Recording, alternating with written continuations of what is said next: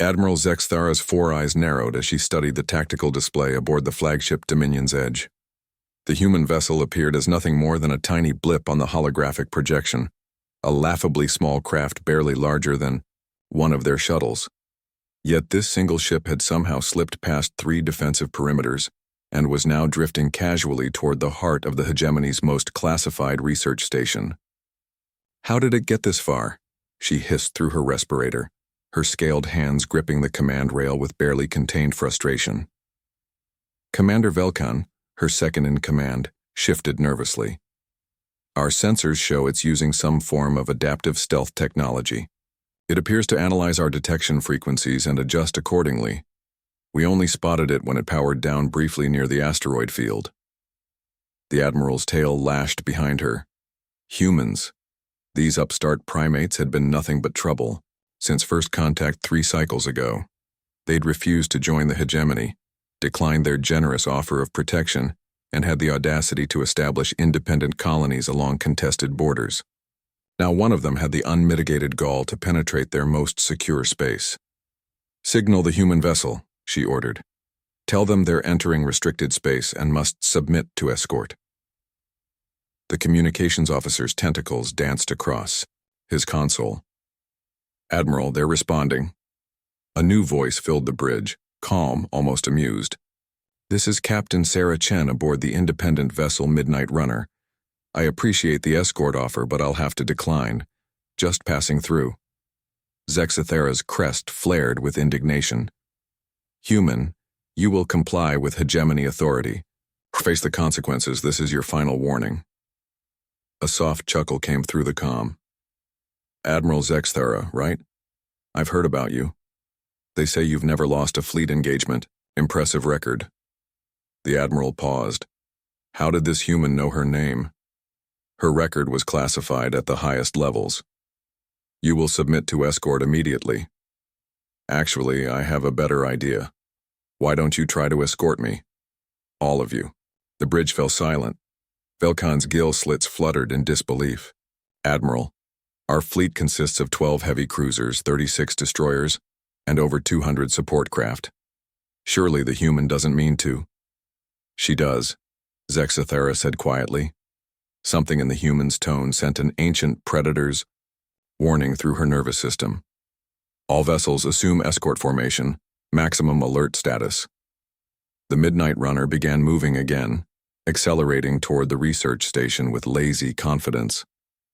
The hegemony fleet arranged itself in a classic escort pattern, heavy cruisers taking flanking positions, destroyers forming an outer perimeter, fighters launched and ready. For 20 minutes, everything proceeded normally.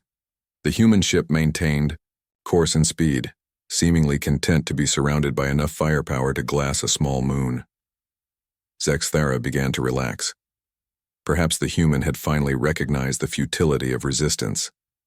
Then her sensor operator screamed, "Admiral!"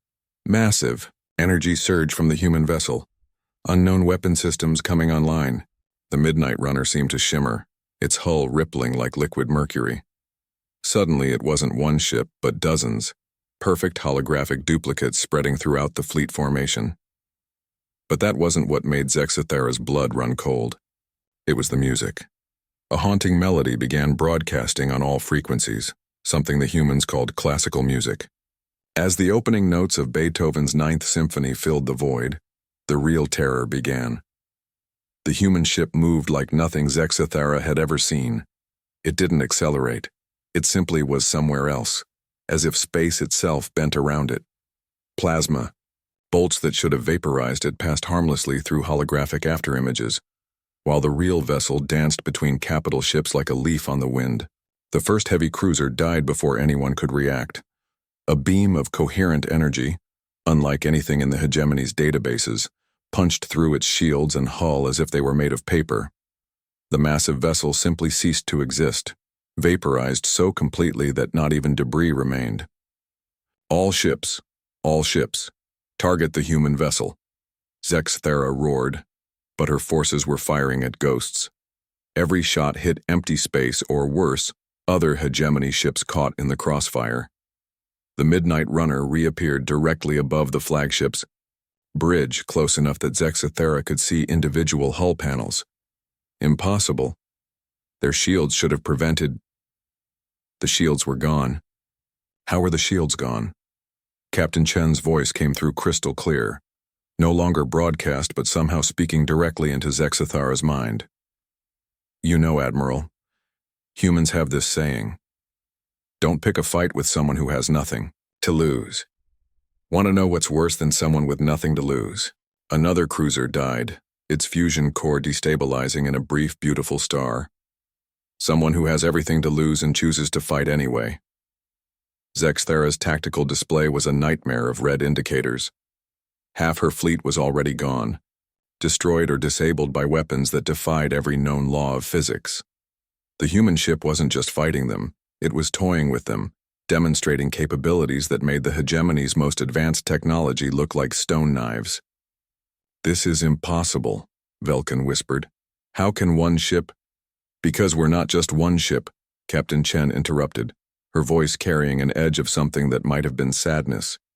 We're the sum of every human who ever looked at the stars and decided to reach for them, every scientist who pushed the boundaries of knowledge, every engineer who built the impossible, every explorer who sailed into the unknown. The remaining hegemony vessels tried to retreat, but space itself seemed to resist their efforts. The Midnight Runner was everywhere at once, a ghost ship that struck like lightning and vanished like smoke. You thought you knew what humans were capable of, Chen continued as another squadron of destroyers simply stopped existing. You thought we were just another species to be cataloged and controlled. But here's what you missed in all your intelligence reports, Admiral. The music swelled to its crescendo as the last of the hegemony fleet tried desperately to escape the killing field. Humans don't have limits. We have challenges. Admiral Zexathara's final transmission was logged by the research station's automated systems. Command, the fleet is gone. All ships destroyed or missing. The human is still here. She's just waiting. Godsinger preserve us. What have we awakened? The Midnight Runner hung motionless in space, surrounded by the glowing debris of what had once been the hegemony's most powerful fleet. On all frequencies, Beethoven's Ninth continued to play, a funeral dirge for the age of alien supremacy. In the depths of space, Captain Sarah Chen smiled grimly and began plotting a course for the hegemony's capital world. They wanted to know what humans were capable of. She was just getting started.